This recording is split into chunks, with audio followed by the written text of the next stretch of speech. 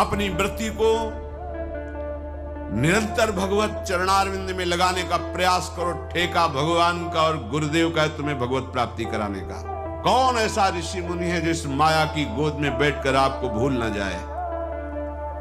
इसलिए हमसो ना बिगाड़न को, दोषो ना संवारन को, तोई मोहि पड़ी होड़।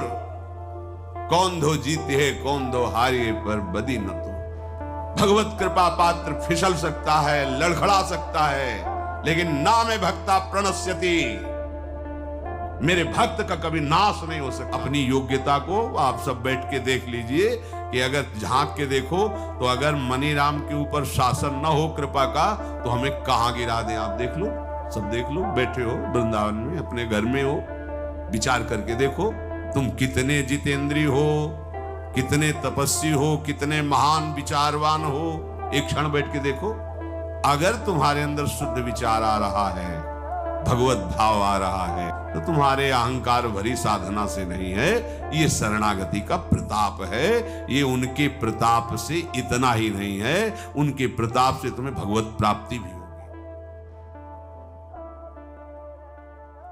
अनुकूलता, प्रणाम, नमस्कार, प्रशंसा, ये दोनों तुम्हारे जीवन में आएंगे। तुम्हें ना तो अनुकूलता में फंसना है, ना प्रतिकूलता से निराश होना है। तास तितिक्षस्व भारत, इनको सह जाओ, महात्मा हो जाओगे, परम पद के अधिकारी हो जाओगे। भगवान सामने खड़े हैं, पर कहते परम पद के अधिकारी तभी होगे जब तुम सह जाओगे। अगर तुम सह नहीं पा रहे हो तो बल को मांगो प्रभु से। वो इंतजार कर रहे हैं, तुम अहंकार होकर दैन्य भाव से मांगो। चाहे जितना बड़ा दुराचारी हो, एकमात्र भगवान के बल का आश्रय ले ले तो महात्मा बन जाएगा। करो सद्यते साधु समाना। तुम्हारे मालिक देख रहे हैं तुम्हें, ईश्वर देख रहा है।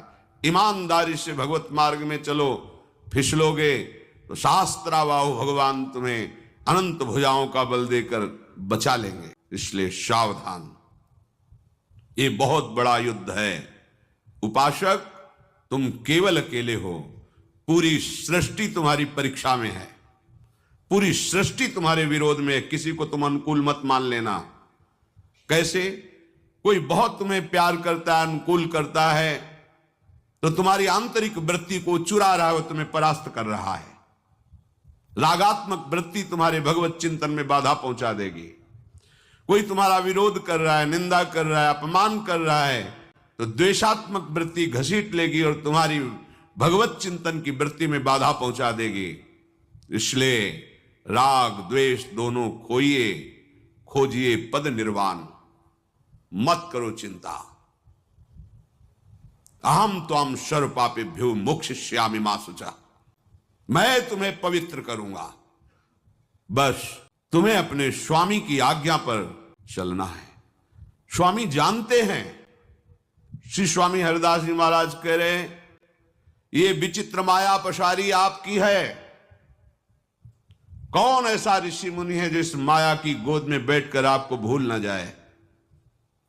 इसलिए हमसो ना बिगाड़न को, दोषो ना संवारन को, तोई मोहि पड़ी होड़। कौन दो जीते है कौन दो हारिए, पर बदी न तोड़। ये विचित्र माया भगवान की है। समझ में नहीं आती है कि क्या रूप रख करके तुम्हें परास्त कर देगी। एक रूप है, जैसे भगवान की अनंत महिमा है, ऐसे अचिंत्य महिमा माया की है। भगवत कृपा पात्र फिसल सकता है, लड़खड़ा सकता है, लेकिन मेरे भक्त का कभी नाश नहीं हो सकता। अपनी वृत्ति को निरंतर भगवत चरणारविंद में लगाने का प्रयास करो। ठेका भगवान का और गुरुदेव का है तुम्हें भगवत प्राप्ति कराने का। आप बार बार आज्ञा का उल्लंघन करेंगे, फिर भी उनके हृदय में कोई फर्क नहीं पड़ने वाला। तुम उनके हृदय को नहीं जानते हो, अगाध समुद्र हैं। पर उनके द्वारा निर्धारित किया हुआ शासन विभाग भागवतिक तुम्हें फिर चैन से नहीं रहने देगा। उनके हृदय में तुम्हारे प्रति कभी वात्सल्य के सिवा और कुछ नहीं आ सकता। तुम नहीं समझ सकते सदगुरु के हृदय को, भगवान के हृदय को। अगाध समुद्र होता है। इसलिए चाहे गृहस्थ हो चाहे विरक्त हो, हर उपासक से प्रार्थना है, हमारे लाडले युगल सरकार की कृपा का दुरुपयोग मत करो। हमारे प्रभु ने तुम्हें क्षमा कर दिया है अनंत जन्मों के अपराधों को। अवहेलना मत करो उनकी। उनकी अवहेलना होगी यदि उनकी आज्ञा का पालन नहीं करोगे। श्री भगवान कह रहे यदि जीवन भर भजन नहीं किया तो जब तुम्हें सत्संग मिला उस दिन से शुरू कर दो। ऐसा भी नहीं हो पाया तो कहीं तुम्हारे सौभाग्य से ऐसा हो कि अंतिम समय कोई तुम्हें नाम सुना दे, प्रभु की छवि के दर्शन करा दे, या भगवान की चर्चा सुना दे, या श्री हरिप्रियाजू का उच्छिष्टामृत चरणामृत वृंदावन की रज मिल जाए। निश्चित अंतिम समय प्राप्त होने पर उसे भगवत प्राप्ति होती है, कल्याण हो जाता है। या भगवान के धाम और पुरियों में वास करे आजीवन, रहने सुधार करके, तो भगवान की दिव्य लीलाओं में भी प्रवेश हो जाता है। कल्याण होना अलग बात है, मोक्ष होना, भगवत प्राप्ति होना, लेकिन लीला में प्रवेश करते हुए उनके संग उनकी सेवा में रहना ये दुर्लभ बात है। भगवत प्राप्ति का मतलब होता है तरंग समुद्र में समा गई। कल्याण का तात्पर्य होता है कई रूप उसके होते हैं। इस जन्म में जो तुम्हें साधन व्यवस्था मिली दुरुपयोग किया तो भगवान तुम्हें फिर किसी जन्म में कृपा करेंगे, नीचे की योनियों में ना जाने देंगे। अगर नीचे की योनियों में चले गए तो पूर्व का किया हुआ भजन फिर उसको उठाएगा। ये कल्याण के अंतर्गत चलता रहता है। लेकिन इसी जन्म में हमें श्री जी के समीप पहुंचकर उनकी सेवा में, ये सबसे दुर्लभ बात है। और ये दुर्लभ बात हमारे लिए सुलभ हो गई। आचार्य कृपा की उपासना अर्थात जीटी रोड राजमार्ग, आंख मूंद के दौड़ो गिरोगे नहीं, बस उपासना की बात में चलो, जो आचार्य चरण के सीधे निकुंज पहुंच जाओगे। इधर उधर देखो मत, कहीं आकर्षित मत हो, लड़खड़ाओ मत। अगर कहीं लड़खड़ा रहे हो तो बहुत समर्थ लोग आपके साथ चल रहे हैं, आपको दिखाई नहीं दे रहा है, आपके साथ हैं। बड़े बड़े अव्यक्त महापुरुषों की कृपा उन साधकों पे होती है जिन्होंने निश्चय कर लिया इसी जन्म में भगवत प्राप्ति करनी, तभी वो आगे बढ़ पाते हैं, अपने बल से नहीं। ये जो आप विकारों से बच रहे हैं, वैराग्यवान हैं, आप संसार के राग से ऊपर उठ रहे हैं, ये आपका नहीं है, ये आपके बाप का है। हमारे सबके बाप हैं हित सजनी जू, हरिवंश महाप्रभु, मेरे लाडले युगल और मेरे गुरुदेव। उनका प्रताप हमें जिला रहा है और हमें चला रहा है, नहीं तो एक कदम नहीं चल सकते। अपनी योग्यता को आप सब बैठ के देख लीजिए कि अगर झांक के देखो तो अगर मनीराम के ऊपर शासन न हो कृपा का तो हमें कहां गिरा दें। आप देख लो, सब देख लो, बैठे हो वृंदावन में, अपने घर में हो, विचार करके देखो तुम कितने जितेंद्रीय हो, कितने तपस्वी हो, कितने महान विचारवान हो। एक क्षण बैठ के देखो, अगर तुम्हारे अंदर शुद्ध विचार आ रहा है, भगवत भाव आ रहा है, संसार से वैराग्य की तरफ बढ़ रहे हो, तो तुम्हारे अहंकार भरी साधना से नहीं है, ये शरणागति का प्रताप है। ये उनके प्रताप से इतना ही नहीं है, उनके प्रताप से तुम्हें भगवत प्राप्ति भी होगी। दैन्य भाव से भगवत चिंतन परायण रहने की चेष्टा करो, यही भाव तुम्हें अंतिम में आ जाएगा। एक महात्मा भक्तों के यहाँ भ्रमण करते, संतों का स्वभाव होता है भिक्षावृत्ति की, कहीं रुके, कहीं किसी को प्रवचन के द्वारा कृतार्थ किया, कहीं किसी की सेवा लेकर कृतार्थ किया। भोजन, वस्त्र, प्रणाम, नमस्कार, ये सब संतों का भजन उनके मंगल के लिए जाता है, जो उनकी इस तरह की सेवा।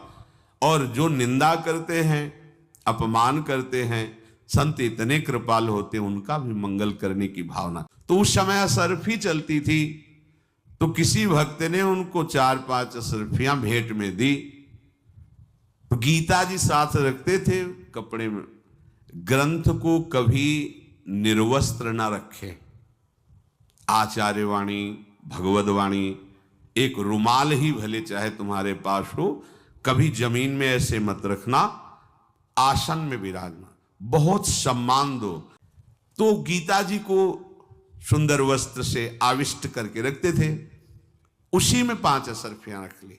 भाव था कि किसी दिन संतों का भंडारा करेंगे। गीता जी में वो सुरक्षित रखी कुटिया में।